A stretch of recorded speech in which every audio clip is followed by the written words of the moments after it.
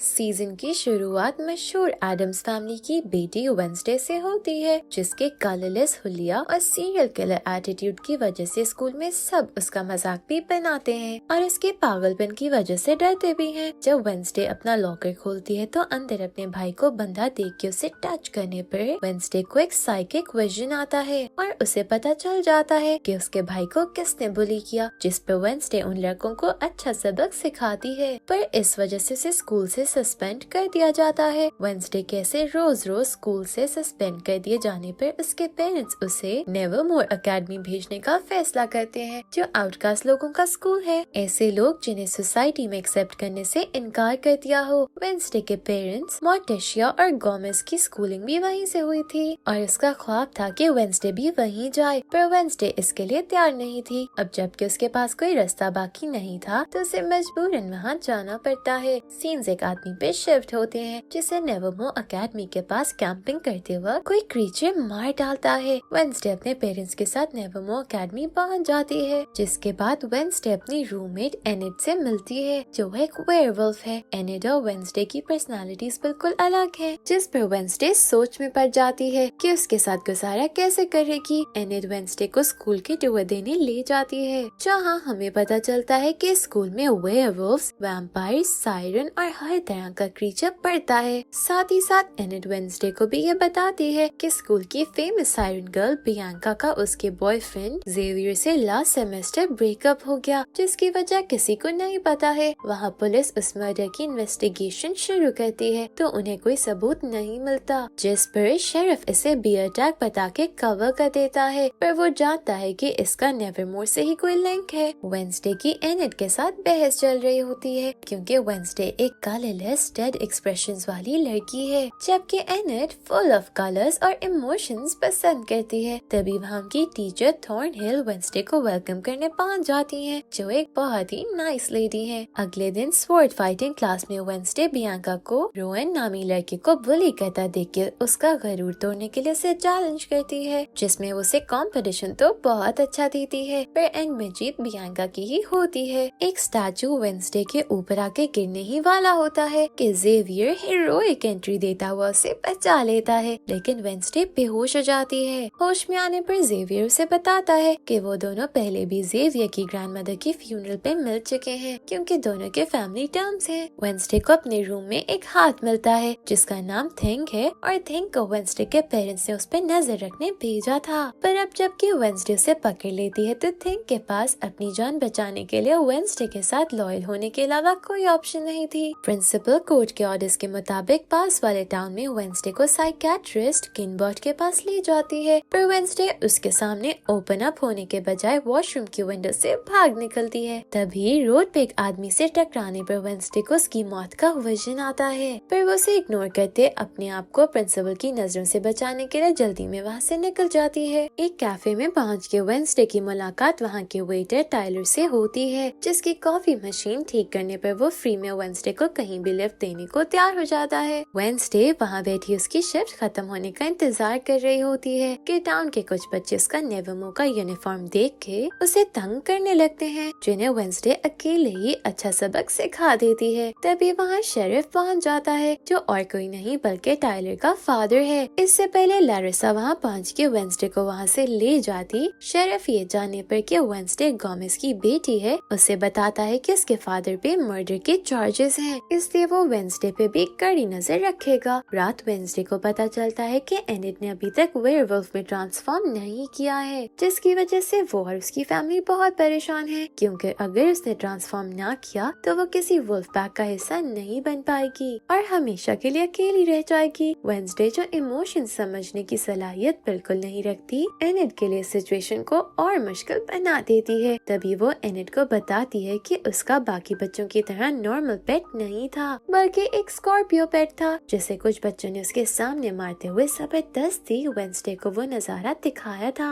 उस दिन तो वेंसडे बहुत रोई, पर उसके बाद उसने खुद को अकेला कर लिया ताकि दोबारा कोई इसकी कमजोरी का फायदा न उठा सके। सीन्स टाइलर के घर पे शिफ्ट होते हैं, जहाँ वेंसडे थिंक की मदद से उसके लिए मैसेज भिजवाती है और उसे हार्वेस्ट फेस्टिवल पे मिलने को कहती है, ताकि वो टाइलर की मदद लेके यहाँ से भाग सके। फेस्टिवल पे टाइलर वेंसडे को उसके डैड की मर्डर केस फाइल देता है जो उसने अपने डैड के ऑफिस से चुराई थी। इससे पहले वेंसडे वहाँ से भागती उसे रोएन से टकरा के उसकी मौत का विजन आता है। इस बार वो इस बात को इग्नोर करने के बजाय रोएन के पीछे जंगल में उसे वार्न करने जाती है, जहाँ रोएन उसे एक जर्नल की पिक्चर दिखाता है जिसकी मॉम ने सालों पहले लिखा था। उस जर्नल के मुताबिक वेंसडे नेवरमोर की तबाही की वजह बनेगी, जिस पर रोएन उसे मारने की कोशिश करता है। तभी एक मॉन्स्टर जैसा क्रीचर वहाँ आके वेंसडे को बचाता रोएन को मार डालता है। वेंसडे को कुछ समझ नहीं आती, इसलिए वो उस पिक्चर को उठा के वहाँ से निकल जाती है। पुलिस को वेंसडे की बताई हुई जगह पे ना तो रोएन की बॉडी मिलती है और न ही किसी क्रीचर का कोई सुराग। कोई भी वेंसडे की बात पे यकीन नहीं करता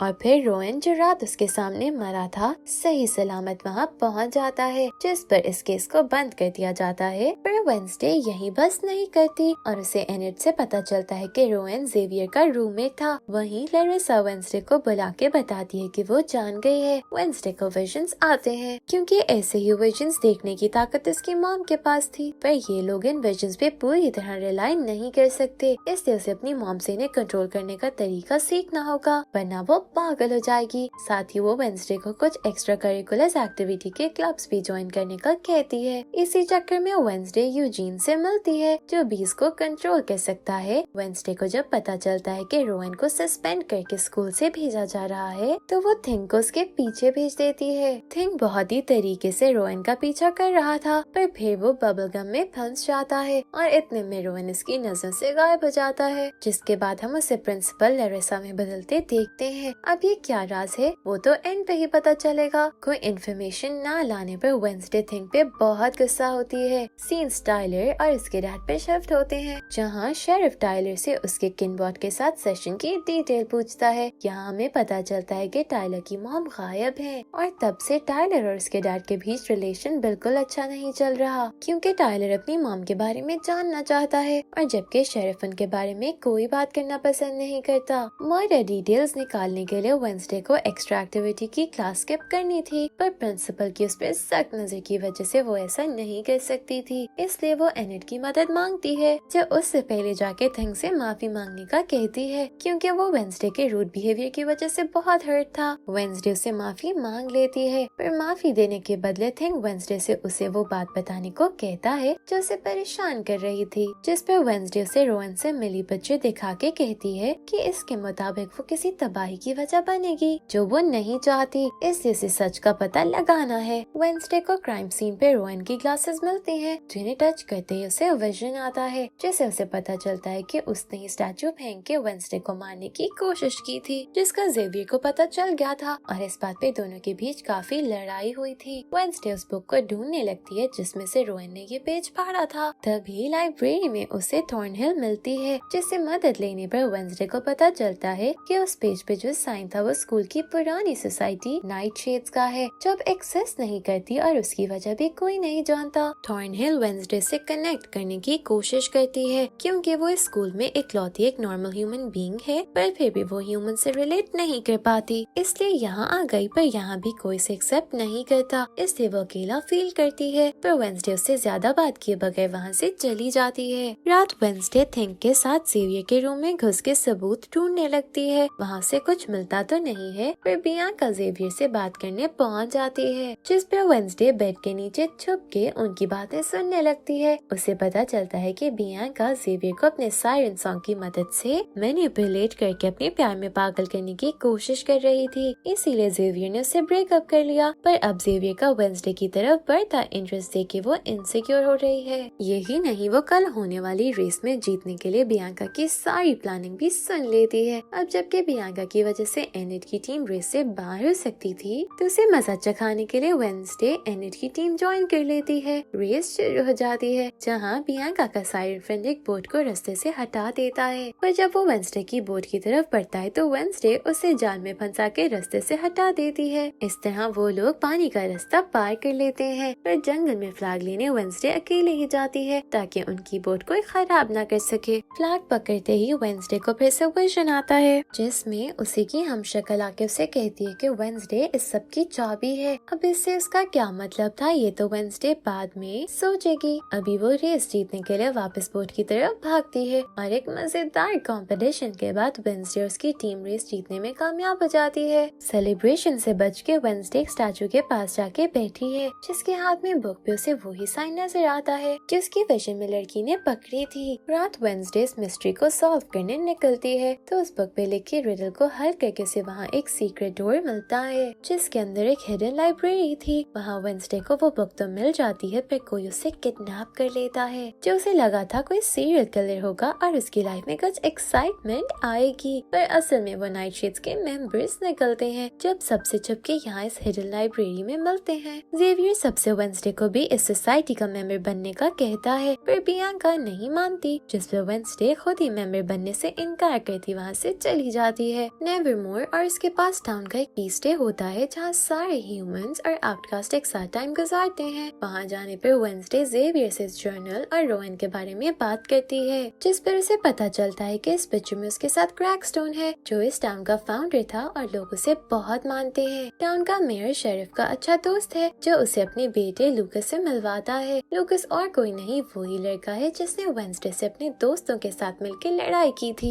मेयर उसे आज किसी भी किस्म का फसाद करने से साफ मना करता है। लूकस को भेज के मेयर शेरिफ से नेवरमो पे मर्डर के इल्जाम डालने के बजाय बियर को ढूंढने का कहता है, क्योंकि नेवरमो की तरफ से उनके टाउन को बहुत बड़ी फंडिंग आती है जिस पर ये लोग उनसे फसाद अफोर्ड नहीं कर सकते। लूकस और उसके दोस्त पास नहीं आते और यूजीन को तंग करने लगते हैं, जिसे वेंसडे आके बचाती है क्योंकि यूजीन उसे उसके छोटे भाई की याद दिलाता है। फिर वो यूजीन के साथ क्रैकस्टोन की हिस्ट्री निकालने चली जाती है, पर उसे इतना रिस्क लेने का कोई फायदा नहीं होता क्योंकि वहाँ मौजूद हर चीज जली थी। जिस पर वो क्रैकस्टोन के मीटिंग हाउस का पता करने टाइलर के पास पहुँच जाती है जो कि वुड्स में मौजूद था। टाइलर उसके साथ जाने की जिद करता है पर वेंसडे अकेले ही वहाँ जाती है क्योंकि वो टाइलर को किसी रिस्क में नहीं डालना चाहती थी। वहाँ एक होमलेस आदमी रहता था जिसे डरा के वेंसडे वहाँ से निकाल देती है, पर उसे वहाँ भी कुछ नहीं मिलता क्योंकि वो जगह पूरी तरह जल चुकी थी। पर एकदम गेट को हाथ लगाने पर उसे विजन आता है जो उसे पास्ट में ले जाता है। वो देखती है कि उसके विजन में आने वाली लड़की गुडी को विलेज के लोग विच कह के जलाने की बात कर रहे हैं। फिर क्रैकस्टोन के कहने पर उसे सारे आउटकास्ट के साथ इस मीटिंग रूम में बंद करके आग लगा देते हैं, पर गुडी वहाँ से निकलने में कामयाब हो जाती है जो वेंसडे को आके कहती है कि क्रैकस्टोन तब तक नहीं रुकेगा जब तक वो सारे के सारे आउटकास्ट को दुनिया से खत्म नहीं कर देता। इसके साथ वेंसडे का विजन खत्म हो जाता है और उसे वहाँ वही क्रीचर नजर आता है जिसका पीछा करने पर उसे फुटप्रिंट से पता चलता है कि वो मॉन्स्टर असल में एक ह्यूमन है। तभी वहाँ एंट्री होती है जेवियर की, जिसे वेंसडे वही फुटप्रिंट्स दिखाती है, पर तब तक बारिश की वजह से वो जा चुके थे। जेवियर उसे बताता है कि उसे भी अब शक है कि कोई रोवन का मर्डर छुपा रहा है क्योंकि जो डिटेल्स उसे और रोवन को पता थी वो रोवन से बात करने पर उसने गलत बताई हैं। पर वो वेंसडे को उसकी साइकिक एबिलिटीज पे पूरा यकीन करने से मना करता है क्योंकि उसके फादर के पास भी यही पावर्स हैं और उनके मुताबिक इनमें सारा सच नहीं होता और लोग इनके इमोशंस के हिसाब से ऐसे लोगों के विजन्स को मैनिपुलेट भी कर सकते हैं। अगले दिन फेस्टिवल में वेंसडे क्रैकस्टोन के स्टैचू को ब्लास्ट से उड़ा देती है क्योंकि उसे लगता है लोगों को हिस्ट्री याद होनी चाहिए वरना वो फिर से आउटकास्ट के दुश्मन बन जाएंगे। वहीं वो क्रीचर मीटिंग रूम में पहुंच के उस होमलेस आदमी को मार डालता है, पर उसके कैमरा में मॉन्स्टर की पिक्चर्स आ जाती हैं। वेंसडे थिंग के साथ उस होमलेस आदमी को हॉस्पिटल देखने जाती है, तभी वहाँ शेरिफ और डॉक्टर आ जाते हैं जिनकी बातों से उसे पता चलता है कि कोई सर्जिकल इंस्ट्रूमेंट इस्तेमाल करके इन मरे हुए लोगों के स्पेसिफिक पार्ट्स उतार रहा है। अब वो ऐसा क्यों कर रहा है ये एक राज है। क्लास में वेंसडे को जेवियर की नेक पे कुछ जख्म नजर आते हैं, जिस पर वो क्लास के बाद उसका पीछा करती है और वुड्स में हिडन स्टूडियो तक पहुंच जाती है जहाँ जेवियर ने उसी मॉन्स्टर की पेंटिंग्स बना के रखी थी।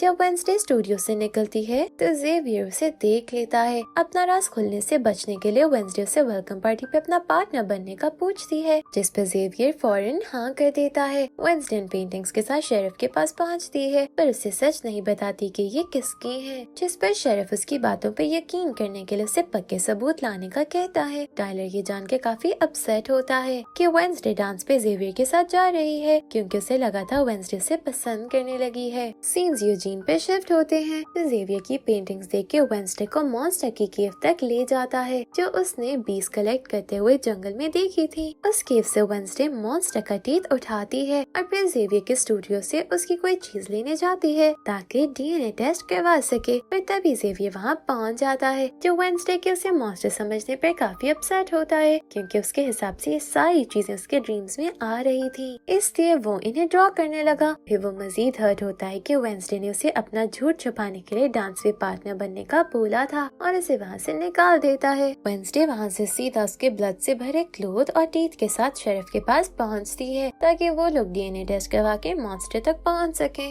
अब जबकि वेंसडे ने डांस पे नहीं जाना तो वो रात यूजीन के साथ केव पे मॉन्स्टर की असलियत पता करने जाने का प्लान करती है। पर थिंग उसकी तरफ से टाइलर को डांस के लिए इनवाइट कर देता है जिसे वेंसडे मना नहीं कर पाती और एक बहुत ही ब्यूटीफुल मेकओवर और ड्रेस के साथ उसकी पार्टी पे चलने के लिए पहुंच जाती है। पर जाने से पहले वो यूजीन को अकेले केव पे जाने से मना करती है, पर वो उसकी एक नहीं सुनता। सेवियर टाइलर को वेंसडे के साथ देख के बहुत हर्ट होता है। वहाँ यूजीन केव के पास खड़ा होता है कि तभी केव में ब्लास्ट हो जाता है और यूजीन अपनी जान बचाने के लिए भागने लगता है। यहाँ पार्टी में लूकस और उसके दोस्त ब्लड ड्रेन कर देते हैं। उसी दौरान में वेंसडे को यूजीन के खतरे में होने का विजन आता है जिस पर वो और थॉर्नेल उसे ढूंढने फॉरेस्ट में जाते हैं, पर इससे पहले ये मॉन्स्टर से जख्मी करके वहाँ से भाग चुका था, जो देख के वेंसडे बहुत टूट जाती है। इसके साथ ये एपिसोड यहीं एंड हो जाती है। अब ये मॉन्स्टर कौन है और यूजीन जिंदा बचता है कि नहीं और वेंसडे का इस सबसे क्या लिंक है, ये जानने के लिए अगला पार्ट जरूर देखिएगा। Thank you for watching.